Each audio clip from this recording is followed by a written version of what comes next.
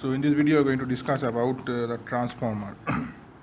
Transformer works on the principle of mutual induction. So first, we will learn the diagram of the transformer, or you can say the construction of the transformer. See, transformers is an electrical device used to convert the low alternating current at higher current into high alternating voltage at lower current and vice versa. Okay, so in other words, you can say that the transformer is an electrical device used to increase or decrease the alternating currents. So transformer are actually two types. Transformer, I get here. Transformer. So first one is step up transformer, and another one is step down transformer. So step up transformer, and step down transformer. So what is the step up transformer? The transformer which converts low alternating voltage at higher current into high alternating voltage at lower current is called the step up transformer. In the other one, the step up transformer gives increased alternating voltage output. The symbol of step up transformer I am going to draw here. So this is the symbol of step up transformer. See, this is called the primary winding. See, all the transformer is having one winding, primary winding. Other one is the secondary winding here.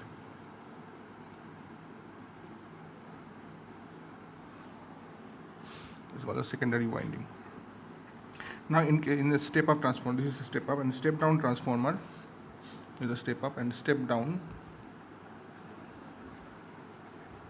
Step down transformer is that the transformer which converts high alternating voltage at lower current into a low alternating voltage at higher current is called step down transformer.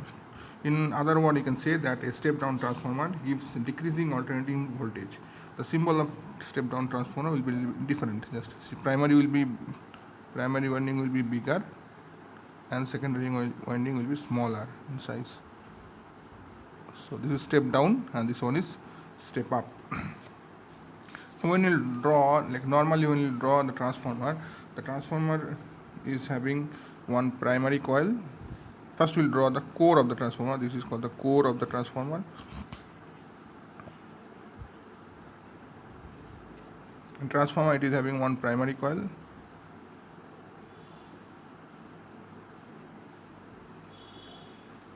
That is the primary.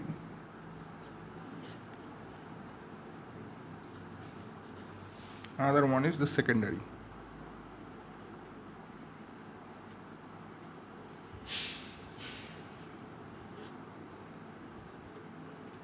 So remember one thing, that this is called secondary. So remember, this is a load actually here.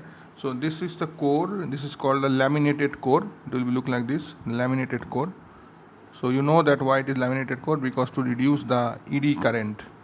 You studied in the previous chapter that what is ED current, and the transformer is based on the principle of the mutual induction. So there is a mutual induction between these two coils, and this first what will happen, first alternating current will give to this primary coil, and this alternating current will produce the changing magnetic field, and this magnetic field will link to this flux will link to this coil, and changing magnetic flux will produce the EMF in this secondary coil. Okay. So now we'll learn about some kind of theory. So what is the formula of EP? EP is equal to, that is from the Lenz's law, EP is equal to minus NP d phi by dt, and ES is the secondary, is equal to minus NS d phi by dt. So if you divide this one, you'll get ES by EP is equal to NS by NP. Okay, and this is the constant. NS by NP is called the K, and this is constant is known as transformation ratio or turn ratio. This is called transformation ratio or turn ratio. Now for step down transformer, for step down, K is less than 1. Okay, that means in case that NS is less than Ns is less than Np. You can see here Ns, this is the primary and this is secondary. So secondary is number of turns in secondary less than number of turns in primary. So as well as Es is also less than Ep. This is the case of step down. In case of step up transformer, this is Ns is greater than Np. So you can write that Es is also greater than Ep. So that is the thing. And in ideal transformer, if you think about ideal transformer there is no loss, actually no loss of energy. So output energy will be equal to the input energy. So concept of this one, so output energy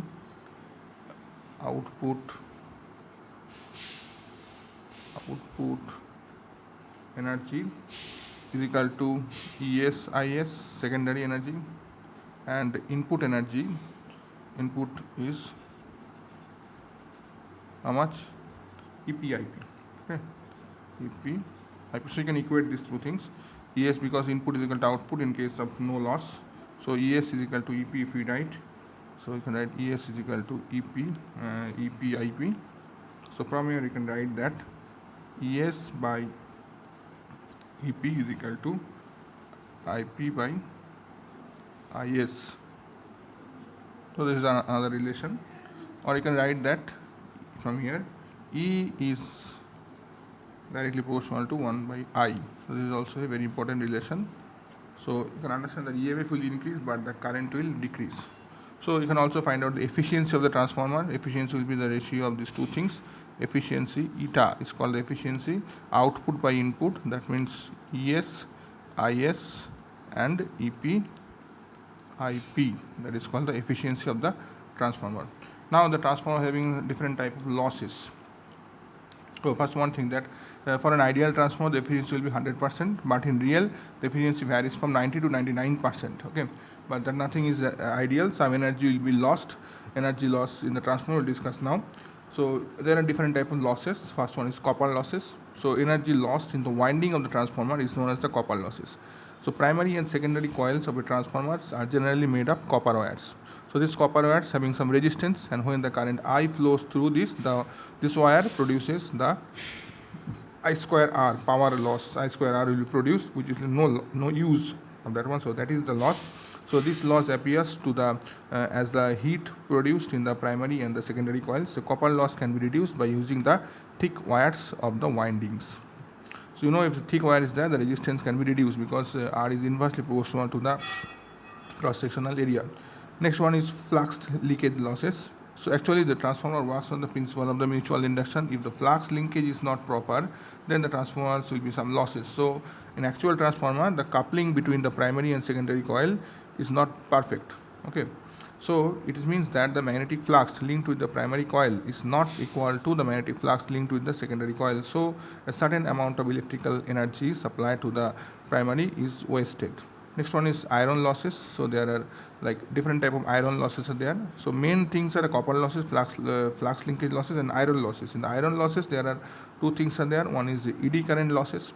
So you know what is eddy current? Eddy current means if I use a very solid piece of metal, so there will be some whirlpool of current to be produced. So that is the eddy current. So reduce the eddy current. So first I'll tell you what is eddy current. So when the changing magnetic flux linked with one iron core of a transformer, the eddy currents are set up, and this eddy currents in the iron core produces heat, which leads to the waste of energy. This energy loss is reduced by the laminated iron cores. That means this one will be made piece by piece, and inside that each and every piece then we'll put some what is called some varnish or something, so then it become laminated. So next one is hysteresis losses. So when the alternating current passes through the primary coil of the transformer, the iron core of the transformer is magnetized and demagnetized over a complete cycle, and some energy is lost in the magnetizing and demagnetizing of the iron core, and this energy loss is in a complete cycle is equal to the area of the hysteresis loop. So now the energy, now the loss of the vibration of the core. So transformer produces a humming sound due to the magnetization effect, and some electrical energy is lost in the process of this type of things. So these are the basic losses. So first you remember losses are three types: copper loss, flux loss, and iron losses. Inside the iron losses there are three losses: eddy current losses, hysteresis losses, and and this one. And there are four losses actually: copper losses, flux linkage losses, iron losses, and loss due to vibration of the core. So inside the iron losses, so there are another two losses, that is eddy current loss and hysteresis loss. So remember this one. So thank you very much.